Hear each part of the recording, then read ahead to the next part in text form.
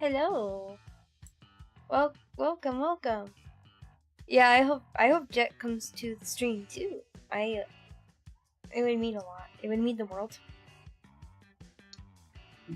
Don't tell anyone, but he's kind of my favorite.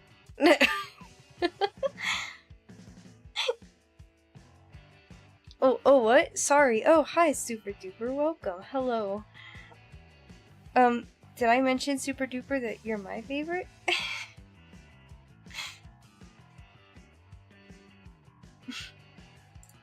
Let me put on my nerd glasses. Let me put on my glasses.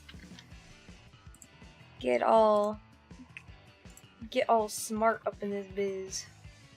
Well, 'cause only smart people wear glasses. And smart people know all about Splatoon lore. See, I got a jacket too.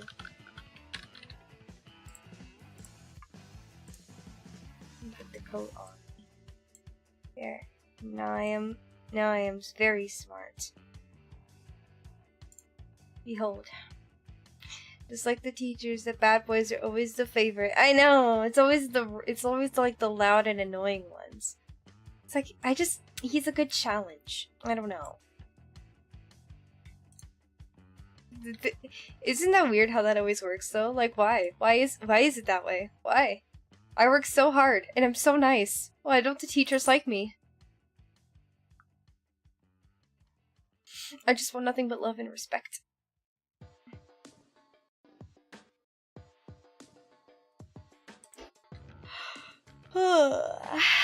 How's your day going? Oh my gosh. Sorry for the delay. Got out of work later than I wanted to. And I wanted to make sure that everything was just perfect. Everything was perfect.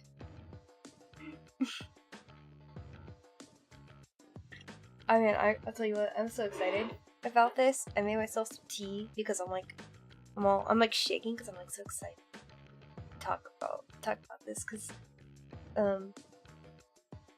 Splatoon is like one of like my most favorite game series ever, and I love talking about it.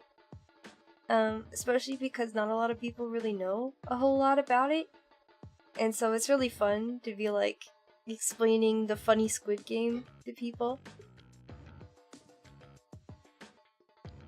Being nice is punishment in society. Only when you do bad do you be your own person, stand out. A random anime quote. Whoa, we really do live in a society like that. We really do. Be your own person. What if my own person is nice? Huh? Like, I'm a nice, good person, I like to think. Sometimes.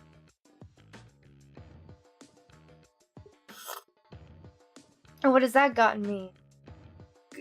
Good friends? Good job, I guess.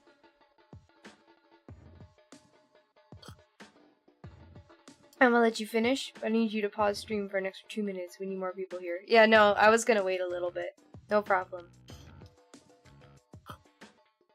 Also, don't tell me what to do. It's my stream, not yours. Go be bossy somewhere else. You goofball. Also, I hope the Splatoon tunes aren't too loud, or if they're too quiet. I'm not quite sure. I can't hear them. Oh, actually, I think I probably could. There we go. Now I can hear it. Yeah. You're gonna sing your ABCs twice? That's a good idea. Sounds productive. So unfortunately, due to time, I'm not gonna be able to do the full Splatoon 3 lore. A lot of the Splatoon 3 lore is in it, but I didn't completely finish. So unfortunately, it's not gonna be, the story mode isn't gonna be completely included. But that's okay, because Splatoon 3 is still new, it's still fresh, so if you want to experience the story for yourself, you certainly can. So, I'm not too upset by it. I got most of the stuff that's you know, that happened like 3-4 years ago down that most people maybe might have forgot or probably don't know about at all, so.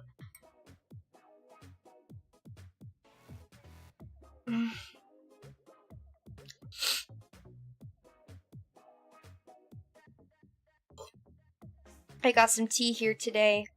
I don't even remember what it is, but I think it's just Irish breakfast. Either that or no, it's not Irish breakfast. It doesn't even taste like Irish breakfast. But then again, I didn't put milk in it this time. My favorite kind of tea is Irish breakfast, and I put milk and honey in there, and it's really good. But I think this is just Irish breakfast, or some sort of grey, but I'm not entirely sure yet. Also, for anybody lurking, feel free to like and subscribe to the stream. We're getting pretty close to sub goal. Almost, we're 80% the way. I like that number, 80%. But you know what I like even more than 80%? 100%. So, chop chop, hubba hubba, let's get to it. Maybe I should set up a poll. Just like MatPat, is this lore video going to be disproven by the next DLC? Let's hope not. For the most part, a lot of it is like in-game stuff. I actually mostly use screenshots from in-game. This isn't like theory territory. I might go into my own theories if we have enough time, though. I might go into my own headcanons and theories and stuff, because I like to do that, too. But I'm not quite entirely sure about things being disproven. I'll tell you what, though, that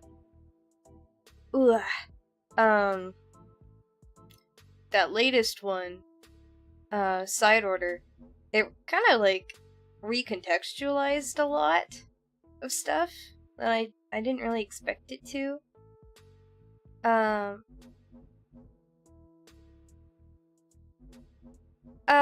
Well, I'm glad that you could make it. Well, hello, Anthony. No works, I'm here. I'm late. That's okay. I haven't started yet. I'm just waiting for some people to come in. I'm okay with waiting a little bit. I'll probably wait in like another 5 minutes and then we'll get started. I think. That's what I'm thinking. How was work? Tell me all about it. Tell me all about it. I'm here to listen. I'll tell you what, I'm not excited about work tomorrow. It's gonna be crazy busy. Nerd voice, please? Actually, according to the Splatoon lore, Pearl and Marina are very gay. How do you like that? That was good. Also, new Agent 3 and Agent 3 are not the same person. Uh-oh, I saw a text. It's gone now. I'm here in time for the Splatoon TED Talk. Sorry, Sally. I can't believe it removed your thing. I said I would get rid of stream elements. I really need to. But thanks for coming in, Sally. You're just in time for the Splatoon TED Talk. Man, I'm really excited. Just letting you know, I made all of this in Google PowerPoint. So, it's not real crazy, but I tried my best. Graphic design is in fact my passion. So, I'm not sure if this will be something anyone is impressed by, but I worked very hard on it, so everyone be nice to me.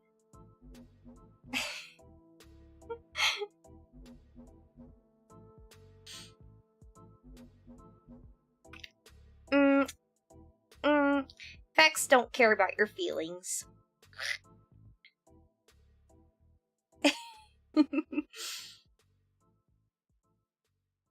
Let's put up a poll, I think.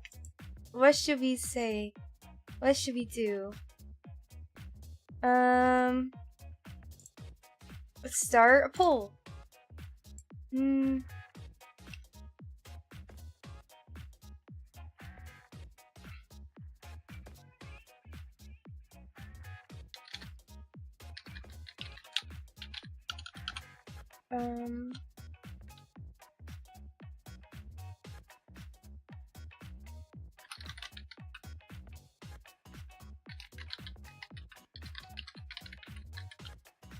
There we go.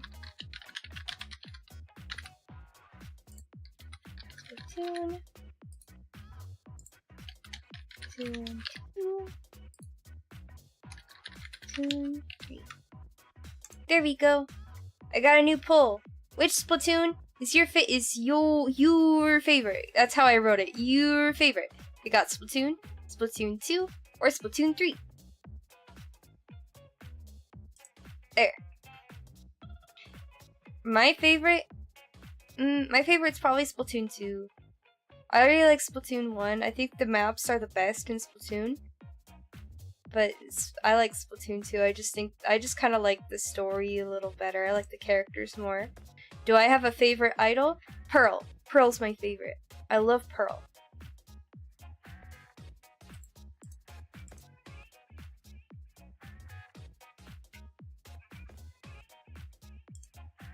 Yeah, what's everybody's? If for anybody that's played Splatoon, who's your favorite idol?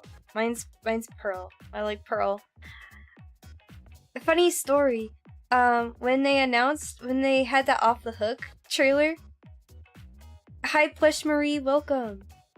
Welcome in. We're just getting started. You're just in time.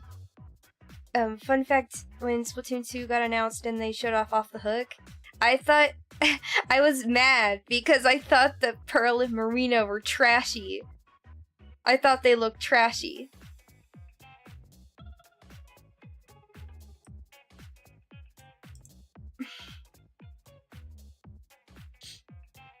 I don't know, I didn't like the way that they were dressed. I was very conservative.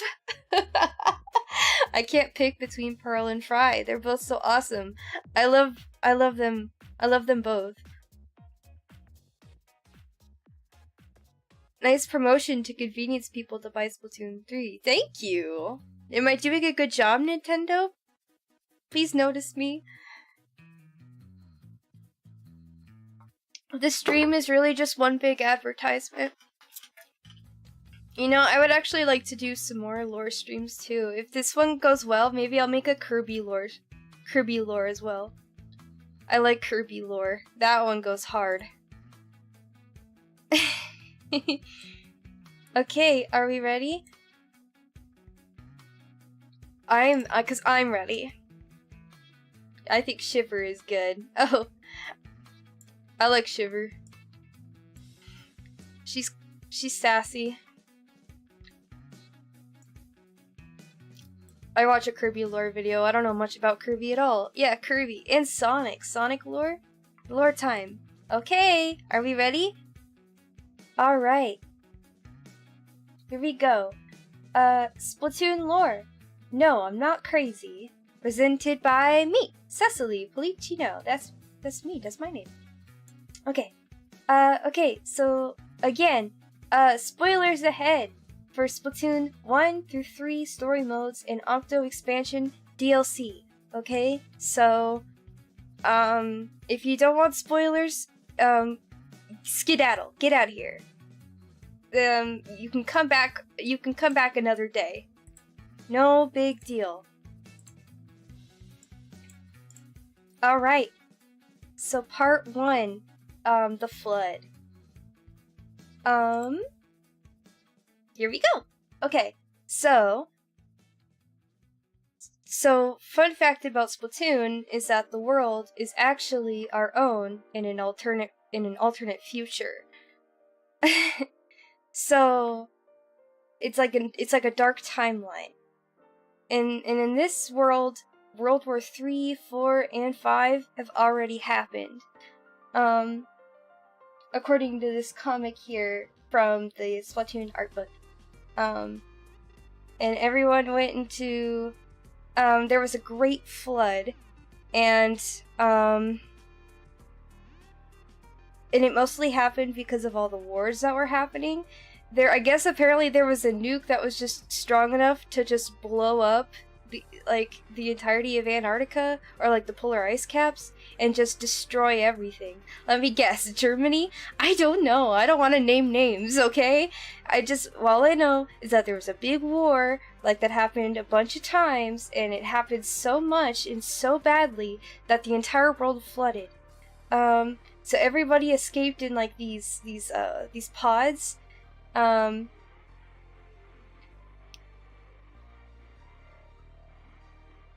And yeah, that's kind of basically what happened.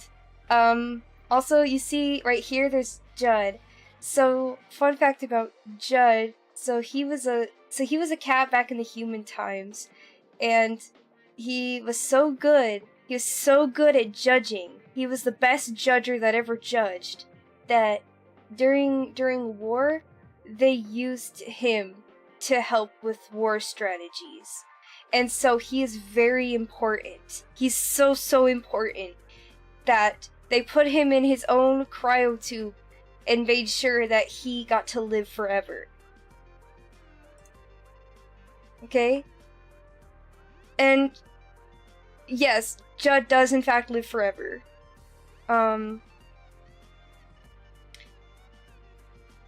So Alterna and Art Polaris. So after the world kind of flooded, people either escaped via rocket ship, or before the flood, because I guess it was predetermined, they actually built, underground bunkers.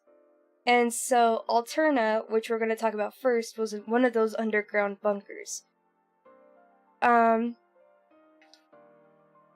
And it lived for about like 25 years.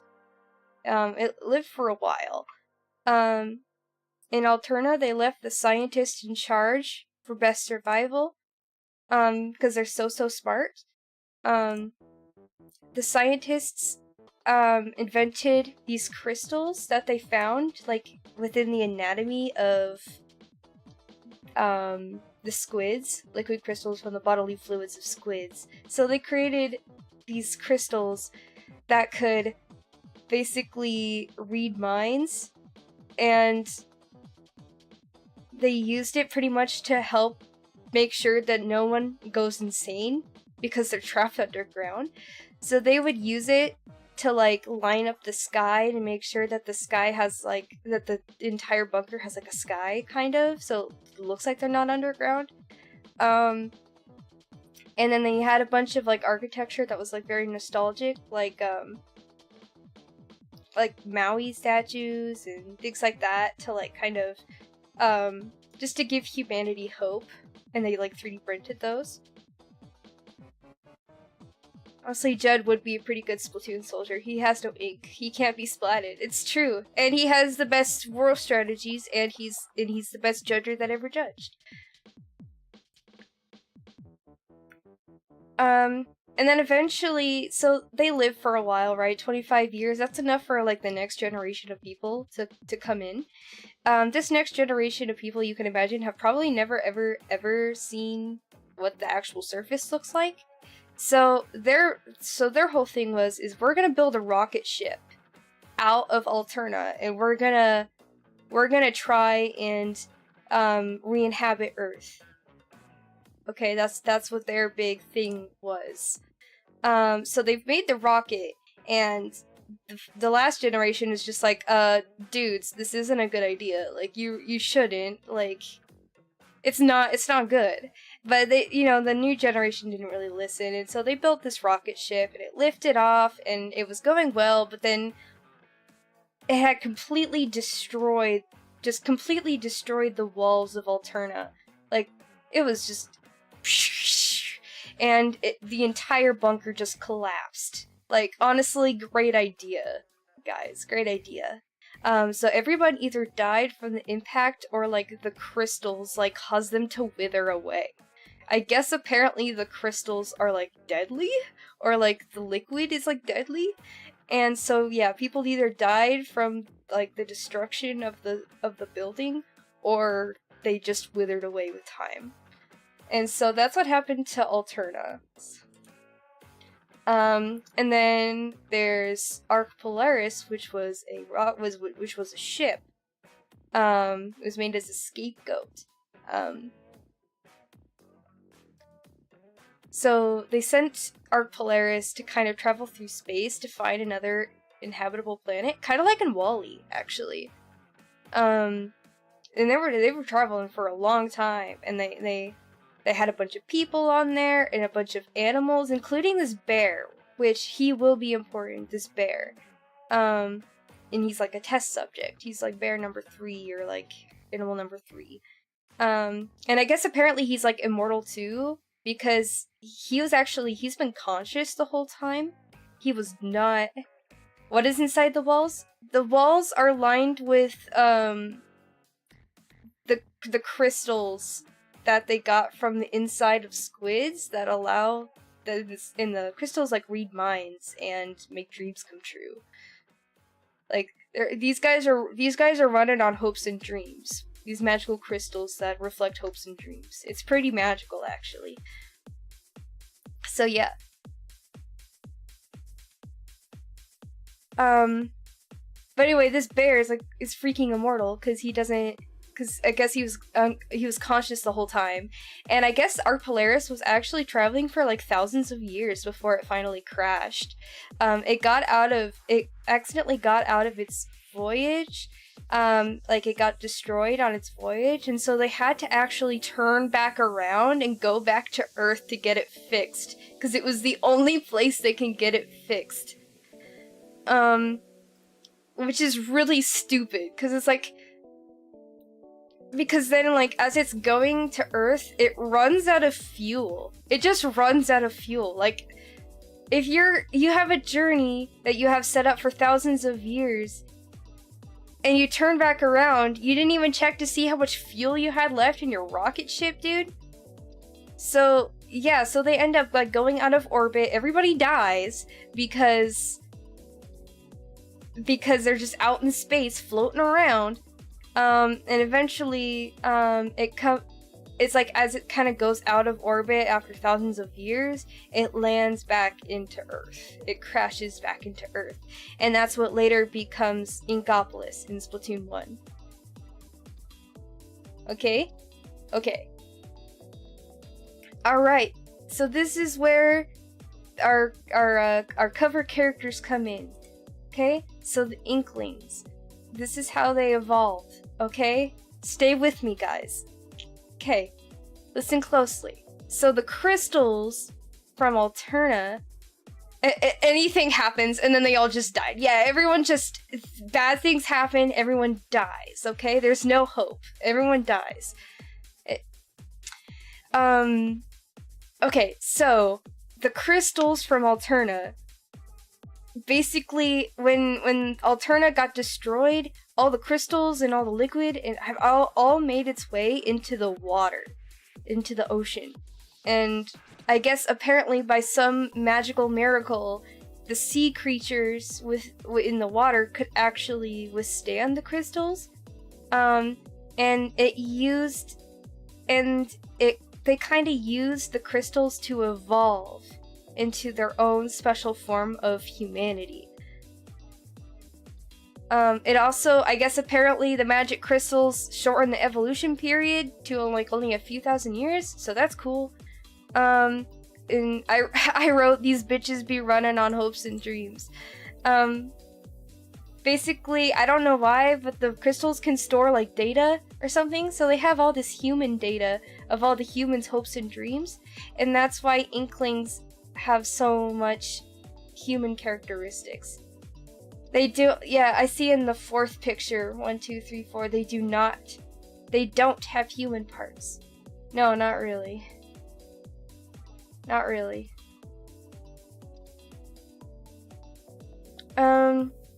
Also, squids and Octarians have lost their ability to submerge in water after they made it to the surface. I honestly don't know why. It never explains it.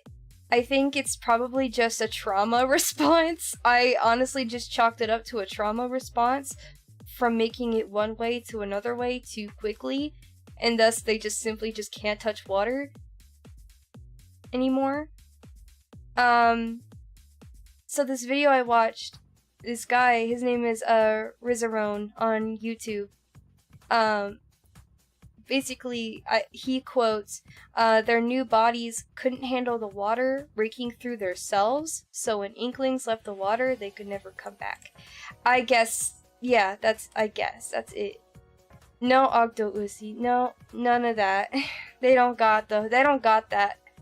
They just kind of were like, this is kind of what humans look like, but like the specifics aren't really there. It's kind of like if someone like took a look at humans and then tried to duplicate it from looking at a picture for 5 seconds. Is kind of the vibe. I play Splatoon 3, but 2 is my favorite. 2 is also my favorite. I love Splatoon 3, but the second one's my favorite. Okay, so that's the evolution of the Inklings. So that's how all of that happened. Judd has awakened from cryosleep. He is alive, he is aware, and he is in the world now. Okay? So basically, he wakes up, and Inklings and the Inklings are just like, oh my gosh, what is this specimen? It is our god now. So they basically, yeah, so like you see the picture, it's like they have like Egyptian sort of inspired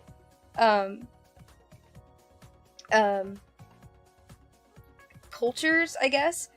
And this will actually kind of come back because this kind of shows that Inklings are very religious and very superstitious, surprisingly enough.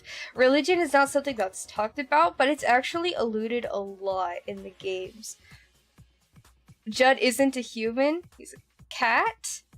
Yeah, he's a cat. He's not a human. He's just a cat. He's just a cat that is really good at judging, and everyone saw him and was like, yeah, man, this is the dude. This is our guy. We love him. And this like all kind of takes place like 2,000 years ago from the time that Splatoon 1 takes place. Best game, Marie's the best idol, and Splattershot Jr. I love the Splattershot Jr. I love just the basic guns. Okay, nothing too crazy. Alright, so we've been talking about Inklings this whole time, but we could probably start talking about the Octolings and Octarians now. So this is the Octarian. Octarians come from like severed tentacles. Alright, Plush Marie, thanks for stopping by. Have a good one.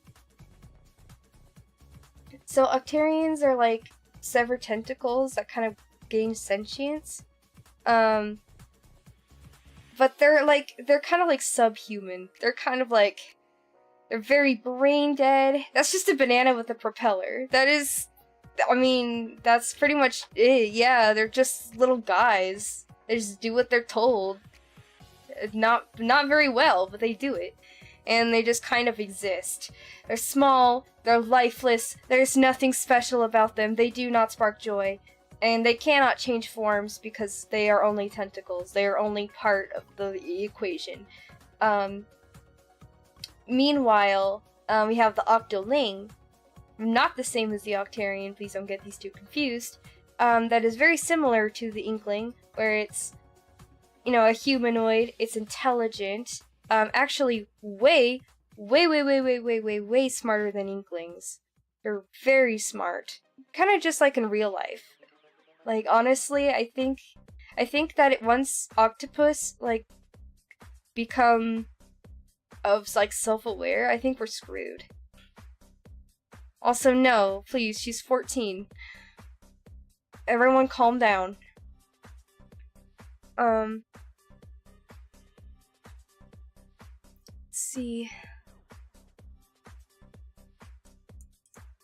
And what else do I got here written down?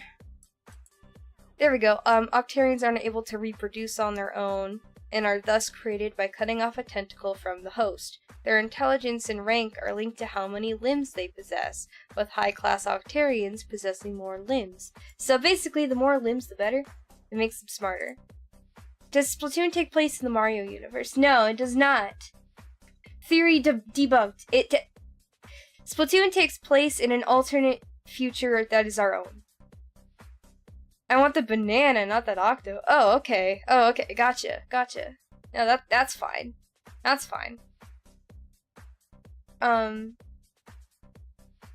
they're also another thing is Octolings are also super duper intense and like super duper serious, super duper smart. They usually engage in war and join the army at like very young age. For example, Marina, who we'll talk about, is a character that we'll talk about later, was like designing weapons for the Octarian army at like age 10. So yeah, they take like everything way more seriously than the Inklings do, and you'll see this later too. It's just how incompetent the Inklings actually are. All right, we'll talk about a little bit of like their anatomy a little bit.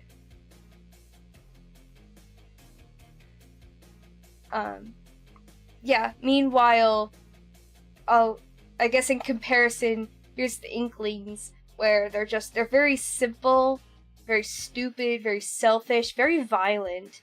They're very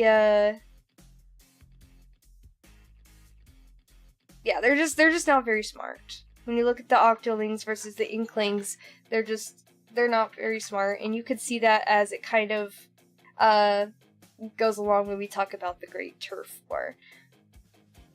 Oh, here we go, the Great Turf War. Inklings and Octolings actually got along very fine for the most part for a really long time. Aside from like constant fighting from like over something simple like land ownership, which is honestly how most wars start anyway, so it makes sense. But there was this big flood, again, another flood that happened over in the Splatlands area. And so there was more land opportunity, and so they were fighting over it all the time. Yeah, they used their hearts instead of their heads. Yeah, basically, all three of their hearts. I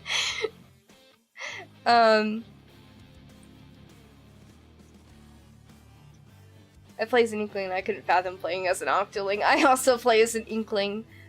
The Octolings are just, I don't know, I mean, I wish they had better hair options, that's all I'll say.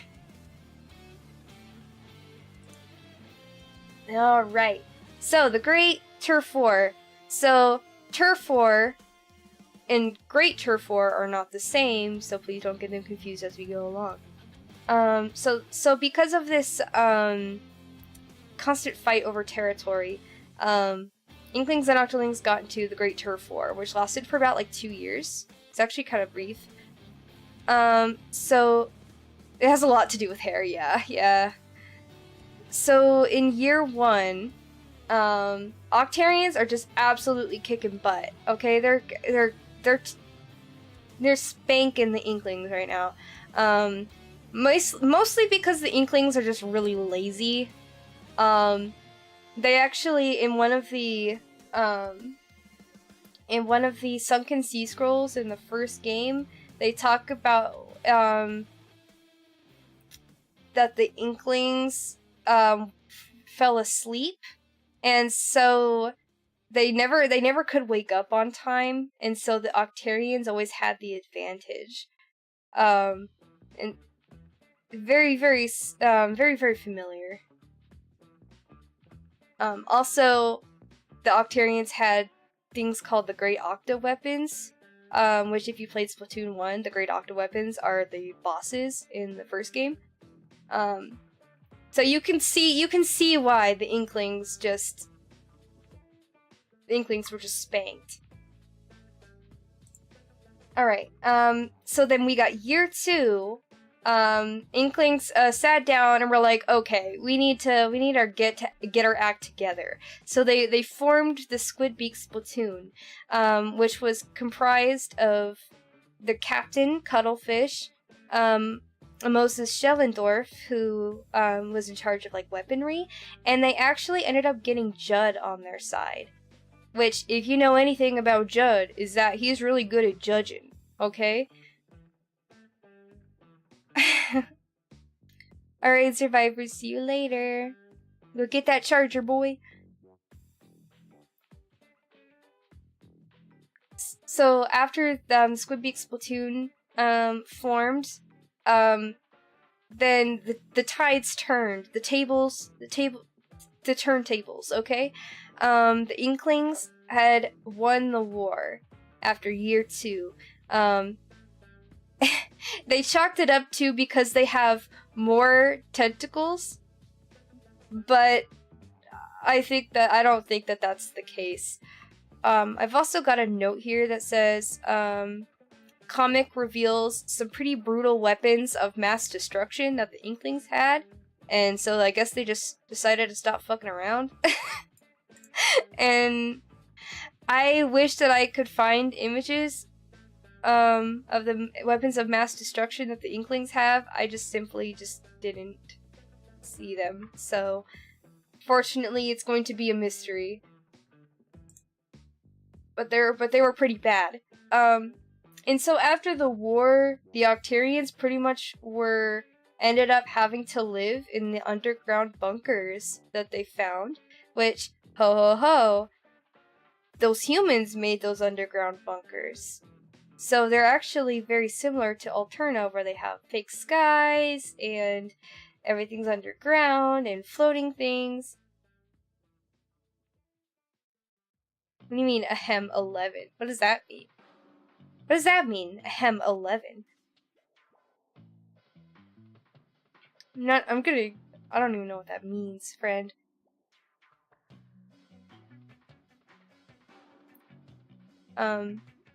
But yeah, so Inklings had the surface, they had the entire area, and Octarians just ended up having to live underground. And that sucks for them. Here we go. Okay, so this is Incadia. It's the entire sort of like, I guess a continent? I guess you would call it a continent. I've got a couple of notes here. So Incadia used to be our world's Japan. So if you were to like take an image of Japan and compare it, they would look pretty similar. I mean, aside from some of the, flooding and drying up of some areas. So some key places that are kind of mentioned a few times throughout is Mount Nantai, which is an actual place in Japan. Inkopolis, which might have been Tokyo. Never mind, we have technology, apparently. Oh, good. The only thing war brings is senseless violence and hatred. Naruto. Ugh. Mr. Naruto is very wise. Then we've got Splatsville, which might have been the real-life Atami. And then Calamari County, which is like located east of Inkopolis. I don't think it has a real-world counterpart. I think it's just kind of exists. Hello, yo, welcome to the stream. And some key characters were born there, which was Captain Cuttlefish from the Squidbeak Splatoon, Callie, and Marie from Splatoon 1.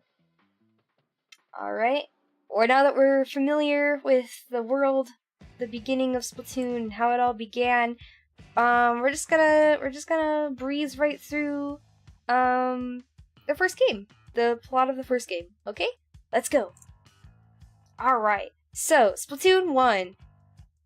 So, whoops, okay, hold on. Okay, so it's been a couple of years, the war has ended, Inkopolis exists now, he's still super fishy. He's fishy of the Octarians, mostly because the Octarians, they live underground, so they only have so much power. And it's gonna get dark soon. The Octarians are coming. They're gonna take your children. I mean, they're gonna take your and also they're gonna take the Zapfish. They're gonna take your children. They're gonna take your wives. They're gonna take your Zapfish.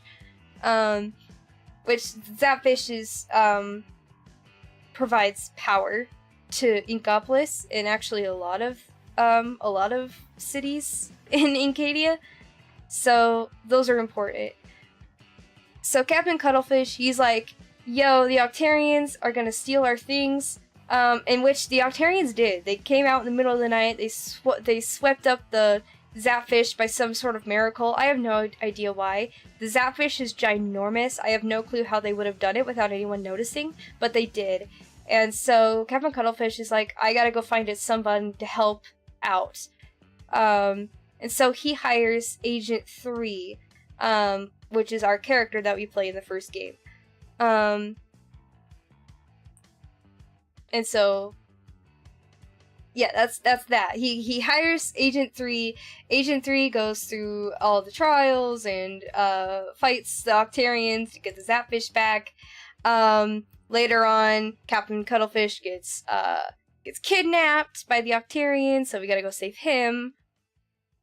I like to think the Octarians lured him away with the little treat, like a puppy dog. Oh, I like that. They're like, or like, you know, they got like the fishing pole with like the dollar at the end, and they're just kind of waiting around the corner.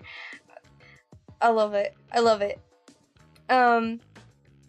So Cuttlefish is kidnapped. So we meet Agent 1 and Agent 2. Which, it doesn't say outright in the first game, but it's totally Callie and Marie, the Squid sisters, idols of Inkopolis Square. Inkopolis. It's totally not them. So, they help us out for the rest of the game, and then eventually we fight, Octavio, who's, like, kind of the commander of the Octarians. While we fight, Callie and Marie are performing the Calamari Incantation, which is like this magic song. And it's a powerful song that brings out motivation. And not only does it motivate our character and cause Octavio to dance, but it also motivates the Octoling army. So the Calamari Incantation plays a really big role for the Octolings. So after all of that, when the fight is over, the Octolings flee. They're gone. We don't know where they're going, but they're leaving. Probably because they were so inspired by the incantation that they leave. Then after that, couple years later, there's Splatfest, which, if you don't know what Splatfest is, it's this big competition thing that happens, like, every month or so, so they have this giant, ancient fax machine. We don't know where the faxes come from. It never explains it. It's supposed to be radio waves sent from humanity, but I honestly don't know how that's possible. Oh, a friend of mine has this headcanon that the Octolings call it the Takoyaki Incantation. Oh, I like that, because calamari is squid and takoyaki is octopus. I like that. That's cute. That's a cute idea. I like that.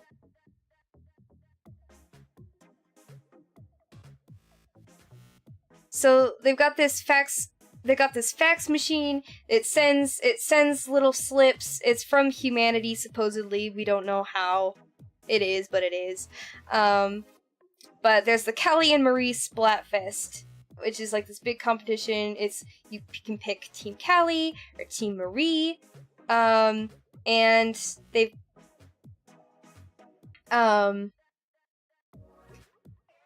and Marie wins, which according to Splatfest law, automatically makes it so that that Marie is the best Squid Sister out of all of them. And it kind of seems petty, but it's actually going to play a very big, important role in Splatoon 2. Alright. We all good? Are we all caught up? Are we understanding? Do we know what's happening? Are we good? Am I explaining it good? Do you have any questions so far?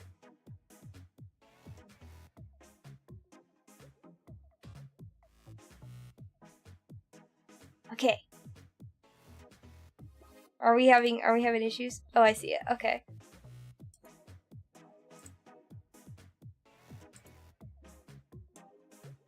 Alright. I guess while I'm looking, we can see what the poll looks like so far. We got 9 votes. Which game is your favorite? Splatoon has 33. Splatoon 2 has 11%. And Splatoon 3 has 56. So far, Splatoon 3 is the popular game. I like ye. We're good. Awesome. Alright. Are we ready? We're gonna go talk about Splatoon 2. Okay, so we need to give some context. Oh, hold on. Okay, there we go. I got my notes. Alright, so we need to establish some context for Splatoon 2 before we begin. So after the Callie versus Marie Splatfest, some drama happens. Yes, the Squid Sisters go solo and they drift apart. They even have their own songs. They're really good. So go listen to them. Yes. Marie is like, she's invited to like these talk shows and she's got a podcast. She's got her own thing going on. Callie becomes a movie star. She becomes like a fan favorite side character in this popular TV show. But they don't get to see each other very much because they're so busy with all their new stuff, right?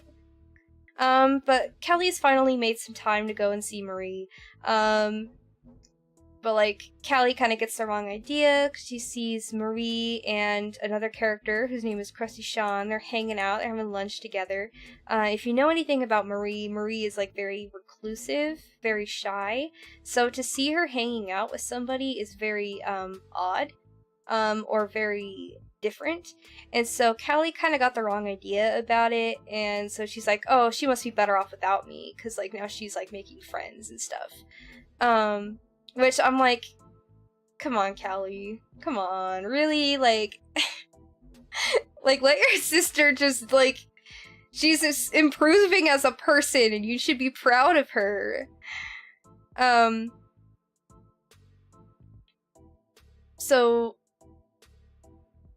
But that happens, and it's been a couple days, but they get back, and they're hanging out again. They're finally spending time together, and they're kind of talking about how their lives have been. But you know, deep down as they're talking, kind of they have sort of this unspoken concern for one another. You know, some of the things they talk about is that they haven't seen their grandpa in a long time, Captain Cuttlefish. And I think Callie brings up the whole thing about Marie and Krusty Sean hanging out, and so they kind of like talk it over, and you know, things are kind of good again, or at least that's kind of what it seems. So later on down the line, Marie says she's gonna go on a trip back to her hometown, Calamari County, and she invites Callie to go along, but Callie can't go because she's got work. She's got a big role that she's got to play in this show. So Marie just goes to the trip by herself. But Callie said that she would like meet up like another day. Like she wouldn't come with her day one, but she will see her again. So she's waiting for Callie to come home. She's waiting at the train station for like several hours, and Callie just never comes home. She never does. And so, like, she's like, well, my grandpa's gone and Callie's gone. What's happening? So she goes back to Inkopolis and was like, she goes to check, and DJ Octavio, who they had locked up, has now escaped, and her grandpa is gone, and Callie is gone. So, like, uh-oh. And to top it all off, the Zapfish is missing too. So, oh no. What are we gonna do? So that all happens. Meanwhile, so we're gonna do a flashback a little bit. So we're gonna talk about Pearl and Marina, who are the, idols of the second game. Every game's got, like, a couple of idols that kind of host the news, that kind of represent the game as a whole. Callie and Marie were the first one. Pearl and Marina were the second one. So kind of have to give some context for these two a little bit before we continue. And meanwhile, yes. So Marina, or full name Marina Ida, which is interesting because they're the only characters, like the only idols that actually have like a last name, which is kind of interesting. So Marina is an Octoling, which during the first game, she heard the Calamari incantation and she was inspired, and so she fled the army. But she was very renowned in the army, in the Octarian army. You know, she invented weapons, including the flutter, which I wrote, screw you for that, Marina, because I hate the flutter. She invented the flutter. Yeah, she's very smart, very intelligent, very creative, but she fled. In the meanwhile, we've got Pearl, who, when her full name is like Pearl Hazuki.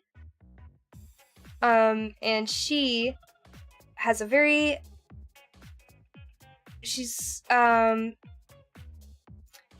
of got, like, how do I describe this? She's got, like, a really powerful voice. When she was really little, she was, like, it's like a singing competition, and, her voice is just so powerful and loud that she broke everything. And so she's been kind of notorious for that. When she gets older and she's got, like, her own sort of, like, she's got, like, her own band, her own, like, small following, where she's just rambunctious and crazy.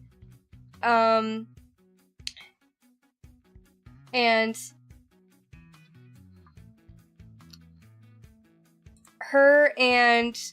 so Pearl and Marina end up meeting together over on Mount Nantai. Marina's on the verge of escaping, and Pearl's kind of, like, practicing her stuff, and they just kind of meet there. Marina's, like, shows her demo of a song called Ebb and Flow, which later, like, becomes, like, kind of their theme. And Pearl's like, hell yeah, this girl's got tunes, and so they kind of create a group together. And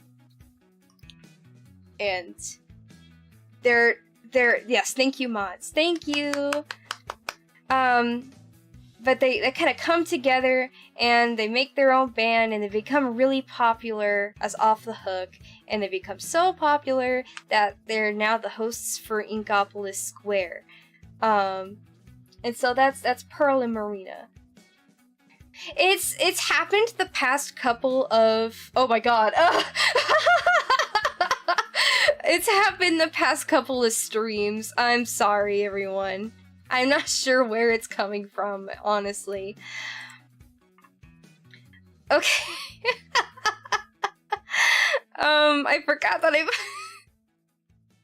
didn't expect this to happen so soon.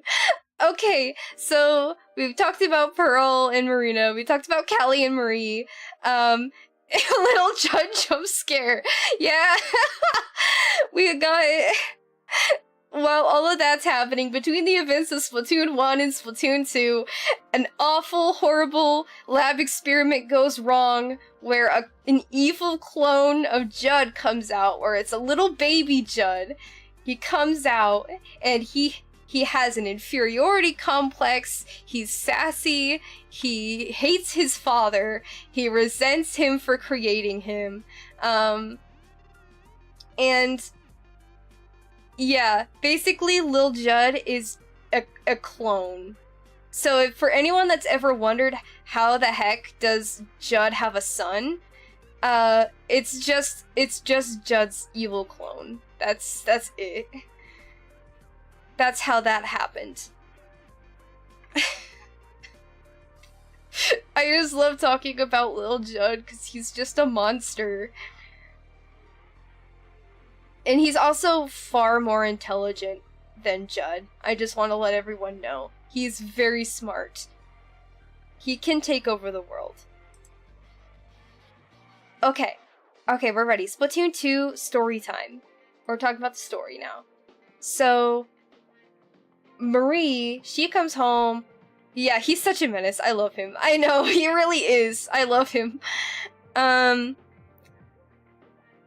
So, all of this happens. Marie is, she's like gonna put matters into her own hands now. She's like, I'm gonna save my grandpa. I'm gonna save Callie. I'm gonna save the Zapfish. But I can't do it alone. So she hires this grubby kid, this country bumpkin off the street. This kid just rolled in from Inkopolis. She's new in town. She has no idea of anything of the city. This is actually the first time that your playable character in the Splatoon series has lore. Agent 4 used to live, I assume, out in Calamari County, but they live like way outside of Inkopolis, and they moved in. They dedicated their time to school. So when Agent 4 and Marie meet, Agent 4 has no clue who the Squid Sisters are. They have no idea who Callie and Marie are. And it's kind of funny, because Marie just gets really offended about it. It's really funny. So, Agent 4 and Marie are working together. They're going through Octo Valley. There's Octo Valley and there's Octo Canyon. I believe it's Octo Valley that they go through in the second game. And they, you know, things are different here. Like, the ink is very sparkly. Everything's very cute. Lots of cute stickers. There's balloons. It's party time. It's very cute. Very strange. And then while all of that is happening, there's a mysterious voice that comes in through the radio from time to time, telling them to go back, and it's very spooky.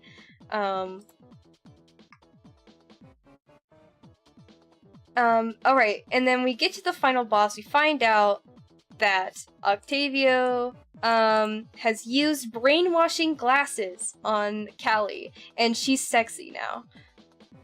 She's evil and she's sexy now. And she also has a tattoo. Like, goddamn girl. He kidnaps her so he can, like, boost his ratings and his morale after all those Octolings and Octarians left from the first game. I know, she has a tattoo, she's a rebel! And you can see her belly button!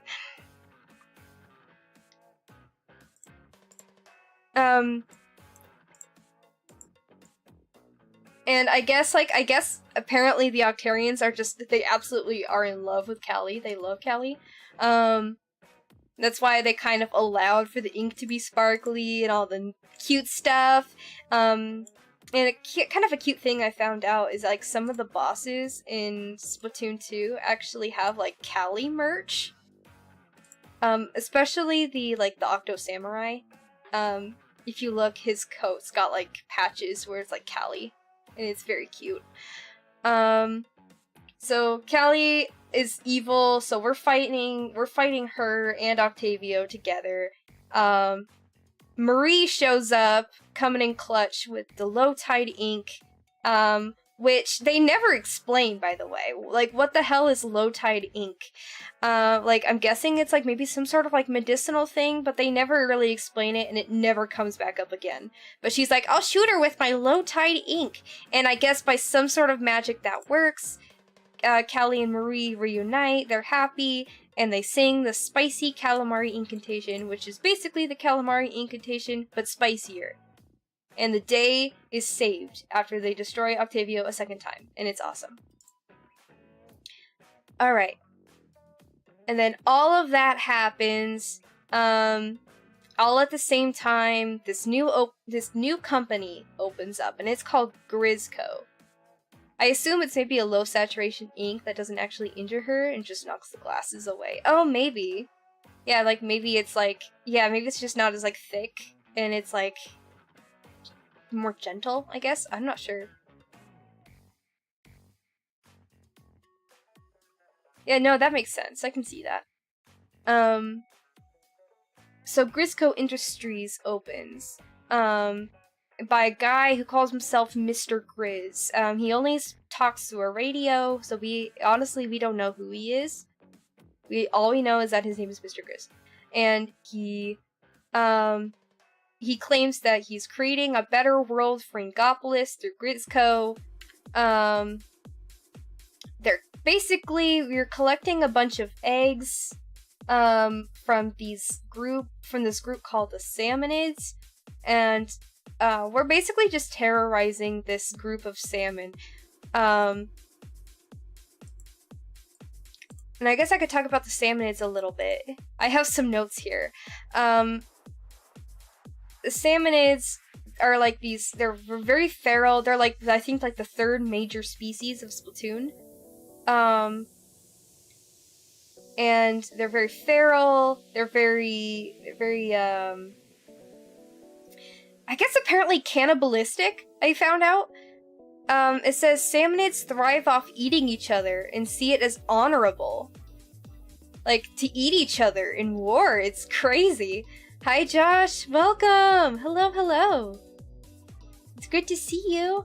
We're talking about Splatoon lore. I did lots of research. But basically Salmonids, they're like very big on eating. They eat a lot. And so that's why, like, in levels, you see them with like dishware for weapons. And there's lots of food everywhere. Eating is very important. Another thing about the Salmonids is that they actually have an alliance with the Octarian army, and they actually use a lot of their scrapped weaponry for their own purpose. And it says, yeah, Salmonids and Octarians have an alliance in which weapons are traded for their power eggs. So the Salmonids get Octarian weapons, and Octarians get Salmonid power eggs, which they use when they don't have the Zapfish. That's how they power. That's kind of their resource. I talked about Mr. Grizz for a minute, and he, like, you know, he speaks through a radio. I had actually found out that his voice lines are actually supposedly pre-recorded. So all the things he's saying are not actually live. So it kind of adds context to him just saying things repeatedly, or sometimes the things that him saying don't make any sense in the context of what's actually happening, is because his lines are actually pre-recorded. He's not actually behind the radio. So that's just kind of a fun thing that I found out. Okay, this is like gonna be my favorite thing to talk about, is the Octo expansion. It's like my favorite thing in the world. I could talk about Octo expansion like all day long. Okay.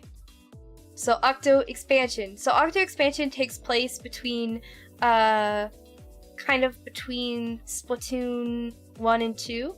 Yeah, here we go. The best part. Yeah, it's the best. Okay. So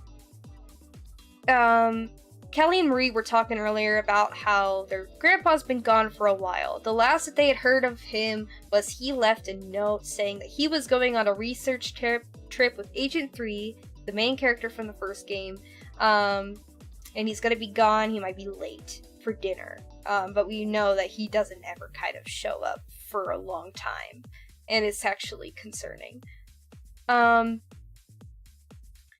So, while they're out patrolling Octo Valley, they bump into an Octoling who's escaping the Octarian army. But because she's an Octoling, automatically they're like, oh, she's a bad guy, we gotta fight her. So they engage in combat. They're fighting hardcore. And then during the fight, I guess they get knocked out and kidnapped. And then Agent 3 is separated from the group. Cuttlefish and Agent 8 kind of wake up underground. But because Agent 8 was humming the calamari incantation, Cuttlefish is like, alright, we'll work together to get ourselves out, because anyone who loves the calamari incantation is not a foe. Guy's got his priorities set. So, as they're kind of traveling the deep sea metro, they bump into like this telephone who's just like, it's this old-fashioned telephone, and he's weird. He talks like really old-fashioned, like very 80s. Like, he says some really 80s, out-of-date things that don't make any sense to appear cool. And he's claiming that he's a guide. He's a guide for sea creatures trying to reach the Promised Land, which, assumedly, is the surface, is Promised Land. Telephone calls Octoling applicant 10,008, implying that there have been 10,007 applicants before her. And kind of as like a joking thing, Cuttlefish calls her Agent 8. But that is, and a lot of people get it confused where because her name is Agent 8, that means that she's part of the Squidbeak Splatoon. She is not. They make that clear a couple of times throughout the game, is that like Agent 8 is not part of the Squidbeak Splatoon. Her name is just Agent 8 for, just for the funny. Alright, so the train pulls up, Agent 8's like, yeah, fine, whatever, I'll do the trials, and I want to get to the Promised Land. So the train pulls up, we meet the captain of the train, his name's Sea Cucumber, who is just the babiest boy. We love him, even though he is a little sadistic. They also get into contact with Pearl and Marina, just by pure accident, but Pearl and Marina are just like, yeah, we'll help you out. Like, we love what you're going through, we're gonna help you out. So everyone's working together to help get Agent 8 to the surface. And kind of as Agent 8's going through these trials, she's collecting these things called mem cakes, which are basically like little mementos that kind of are helping her because she actually has amnesia. So she's kind of collecting her memories as she goes. And a cute little thing is that the mem cakes, when you collect them, they come with these little haikus, which I found out Agent 8 actually wrote herself, or these little haikus. They're written from her perspective. So it's really interesting to see a character that we play for the first time have like actual depth in character. It's kind of fun.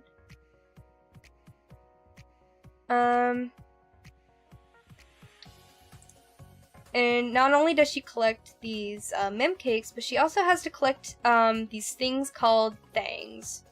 There's 4 of them. They have to collect 4 things, and when she collects all 4 things, she can go to the Promised Land. She collects all the things. It's totally a blender. It's totally a blender. It's a fucking blender. Run, bitch, run. She goes in the blender. Oh my god, it's scary. Wait a minute, they're gonna die, actually. They're not going to the Promised Land. The phone lied. The phone's a liar. And so Marina, she sends out a distress signal, and Agent 3 magically, she pops out, she biffs the telephone, and they're safe. She broke a hole into the surface, and that means that Agent 8 can escape. And so she goes through the tower to get to the surface. So they enter a couple of phases. There's the coccyx phase, the villi phase, the belly phase, the intestinal phase, the diaphragm phase, and then finally the elevator. I kind of neglected to talk about this, but as we're kind of going along, as Agent 8 is kind of going along and fighting these trials, there's these alternate versions of Octarians called the sanitized Octarians. They're very scary, they got blacked out eyes, they're blue, they're even more lifeless than before. I didn't think they could get more lifeless, but here we are. Sanitized Octarians. So, yeah, dev team interviews hint at some legit horror movie stuff happening. Some concept art for sanitized Octolings even show them using giant needle guns and wearing lab coats. Yeah. And I wanted to talk about that because it's actually, I'm not quite sure if some of the sanitization that happens is voluntary or by is it involuntary or is it by choice? Because I know Dead Fish, which who is the picture of down at the bottom, that's Dead Fish. She's a DJ. She has the music. She plays the music in Octo Expansion throughout. And she actually chose to become sanitized so she could only focus on her music. Of course, that ended up being a huge mistake. But I digress. Sanitization also occurs, and it usually happens with other Octarian parts. That's probably what the blender was for. They blend up the 10,007 participants and make them into sanitized Octarians. And it's gross and it's sad. Yeah, choosing to be sanitized sounds really depressing. That's exactly what I was thinking. Like, imagine, like, being at such a low point in your life, you're like, yeah, you know what, fine, I'll do it, whatever. Yeah, it's very, very dark. Okay.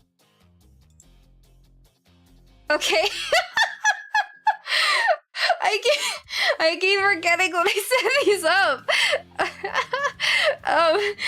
And we get to the top of the we get to the elevator, and there's something happens to Agent 3. They're evil now. It was probably, I don't know what at least Agent 8 at the time does not know what it is, but something has taken over Agent 3. She's half sanitized, she's tied up Captain Cuttlefish. You gotta fight her, and I'll tell you what, she's a really tough fight. She gets even tougher when you get to the secret boss fight. It's so dumb. It's like partial sanitization. I feel like if we hadn't stopped, I feel like the narrative doesn't say it, but I think that if we were not to stop her in time, she would have been completely sanitized, is how I imagine it. But that's my personal headcanon. Is like, if we don't defeat her, then she becomes completely sanitized. But yeah, we fight her, she's good now, we get rid of that, and we're good. Pearl and Marina come in, they come and save us, we're at the surface, everything is happy, until this thing emerges from the water. That's the first time that the game outright mentions humans, and it's bonkers. So, I'm not sure entirely if this is supposed to be the Statue of Liberty, because it looks like the Statue of Liberty, but it also kind of looks like that one statue that's used in a lot of those vaporwave images, which I'm not quite sure what statue that is. Actually, hold on. Vaporwave statue. What is that? What is the vaporwave statue?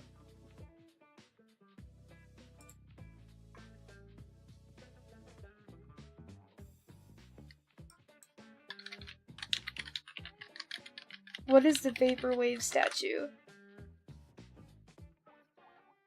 It's an ancient Greek statue. I don't think it's a specific...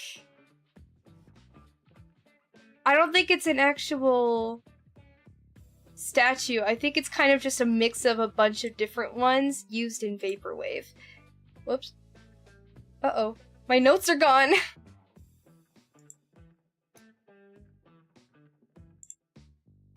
My notes disappeared. Hold on.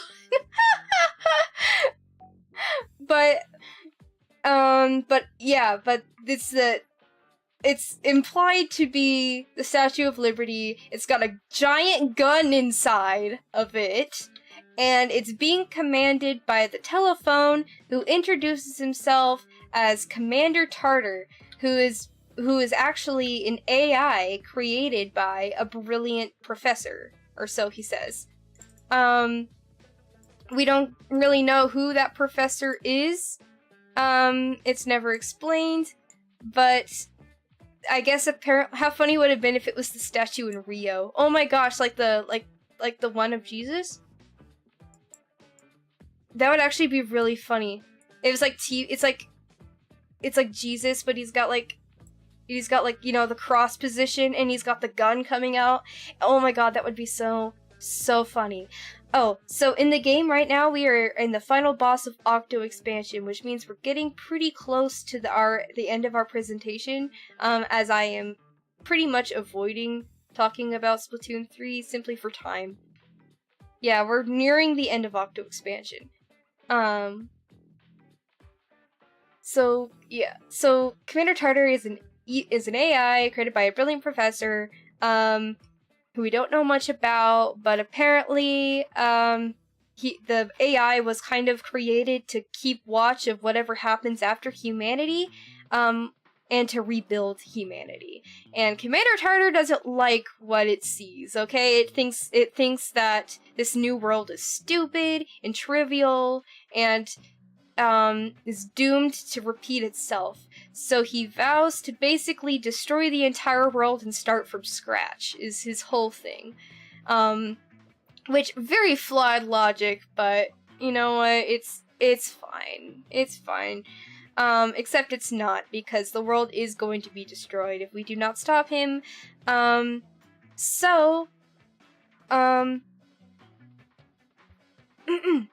Do you think the creator is the same professor who used to own Judd? That's a possibility.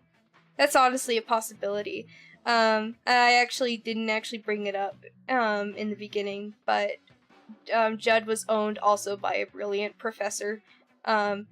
Possibly the same brilliant professor, but you know, there could be multiple brilliant professors.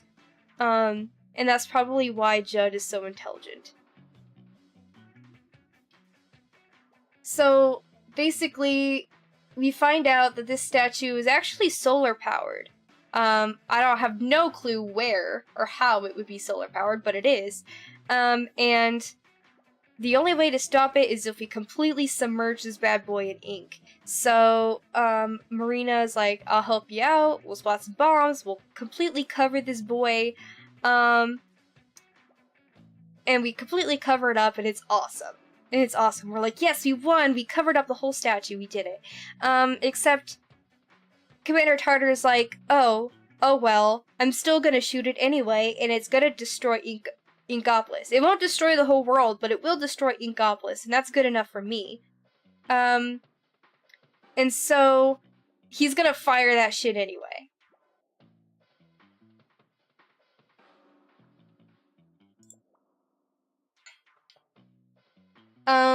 Yeah, the final battle being 8's very first turf war, it was amazing. It's so cute when you think of it that way, isn't it? I love it. This baby's first turf war. We love it. We love to see it. Okay. And so a last minute resort, Pearl brings out this giant killer whale, this giant like megaphone, and she basically screams at the statue with her powerful, super powerful voice that we mentioned earlier. This is called foreshadowing. It's a powerful literary device, and completely destroys the statue with her screaming, and it's awesome. And we win. It's made unclear if Tartar has been killed, making potential for him to return later, but we don't worry about that because Pearl and Marina are gay. And so then, this is kind of where the presentation is going to end, is with the Chaos versus Order Splatfest, in which Chaos wins, and thus brings us to Splatoon 3 today. Splatoon 3 is very heavy on the Chaos themes, while Side Order is very heavy on the Order themes. Do you see which team were you for the Final Fest? I was Team Chaos. I was definitely Team Chaos. Mostly because I liked Pearl's outfit a little bit more. But I was Team Chaos. Plus, as an artist, I think it also fits. Us artists can be a little chaotic at times. Which team were you for the Final Fest? Yeah, it was a very fun Splatfest. It was awesome. It was amazing. Uh-oh. Sally, Team Chaos. It was my very first Splatfest. It was your first? Wow, you showed up late. At least that's like the best first Splatfest is like is the Final Fest. That's awesome. My favorite Splatfest was like from the first game. Was the Autobots versus Decepticons, and I was Team Decepticons in Decepticons 1. It was awesome. I really liked when they had the, when they have, like, the promoted Splatfests, because they also had a 4-way Splatfest that was really cool, where it was the Ninja Turtles. And it lasted for a couple of months. That was really cool. Team Chaos!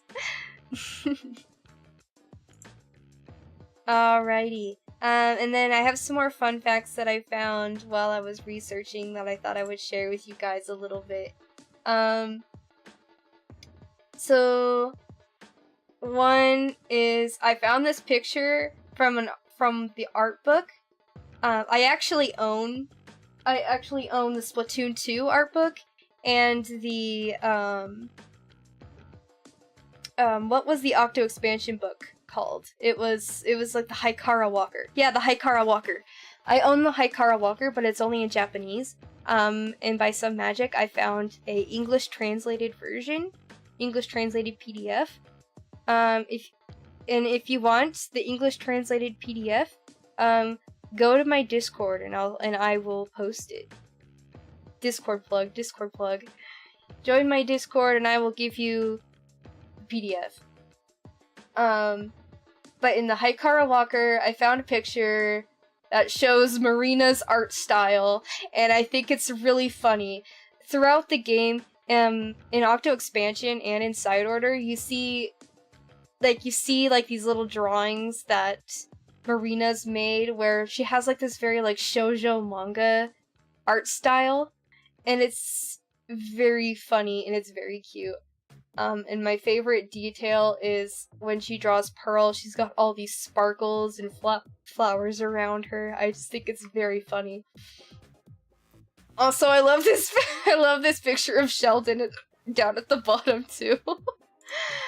Marina's art is so cute. It's adorable. I love it so much. I also found out, so in the game, there's also, like, little jellyfish guys. They kind of just hang out in the, just kind of in the hub. And they just kind of exist. so I found out that jellyfish operate as sort of like a hive mind, like together. And it's very rare that one actually becomes sort of aware and becomes its own being, which is why we have some shopkeeper jellyfish that, they're shopkeepers and they talk and things like that, but you normally see jellyfish just kind of existing. Stream Elements doesn't like emotes. It's the best way to not make it angry. I should have mentioned that. Yeah, maybe, yeah. I think I've picked up the pattern. It does not like emotes. I need to clean that.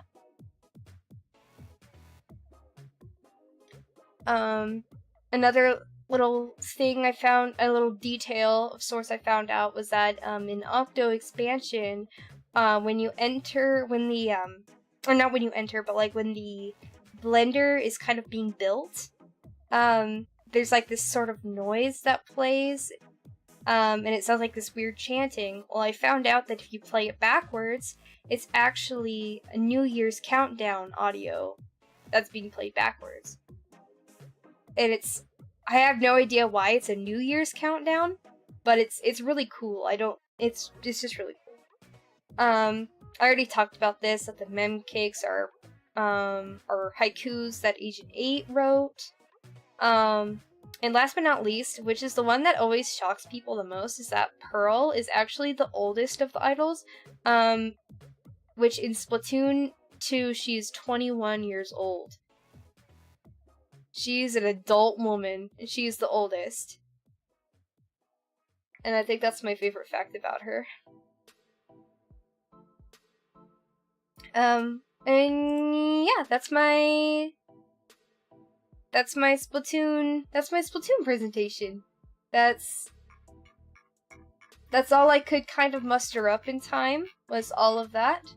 I would like to talk about the third game a little bit more, especially because the third game has like such an amazing boss fight, but I honestly think it would be a really good opportunity to say that if you have not played the third game or finished the campaign for the third game, go and do it, because it's really good. I was gonna send clap emojis, but I can't, so yay! Clap. Thank you. Thank you very much. Here, let's go to the chatting screen. How do you guys like it? I worked really hard on it. I like talking about these kinds of things. It makes me happy. And it's just an excuse to talk for a really, really long time. I like talking. Wow, we got 14 votes on the poll today. That's awesome. Look at all that engagement that's happening. I'm so happy for all the engagement. Well researched and fun to look at. Thank you. I appreciate that. I loved it. Oh, thank you. Oh my goodness. Yeah, I really like making presentations and things like that. I always really did when I was in school. It was a wonderful stream, as always. Thank you. Thank you. I appreciate that a lot, guys. For anybody that's new, be sure to like the stream and subscribe, because I've got so many more fun ideas for streams coming up, and I just love doing this so much, and I really want to keep doing it forever, so yeah. I'm really excited for you guys seem like fun. I'll be sure to check out the Discord later. Yeah, I look forward to seeing you there. I would love to chat. I honestly would like to chat a lot more in the Discord. I'm pretty quiet in there, so I should probably be more vocal. Yeah. This ended up being like a good chunk time stream, so that's good. Don't call me stinker. You're a stinker. You're a stinker. Please do, it's always a blast. Yeah. And if you want to see me again, I'll be streaming this Saturday too, where I answer Quora questions that my sister put together. and it'll be a good, fun, goofy time. Alright, everybody, all my silly geese, give me kisses, cause I'm gonna leave. What do I say at the end of these things? Make sure to drink plenty of milk, and, make sure your t-shirts aren't on backwards, and, check your pants pockets, cause sometimes you might have a quarter in there. Yeah. I think that's some good advice. I think that's the good advice for now. I think so. Alright. You guys have a great rest of your night. And thank you. Bye bye, silly geese. Bye bye. Bye. Bye.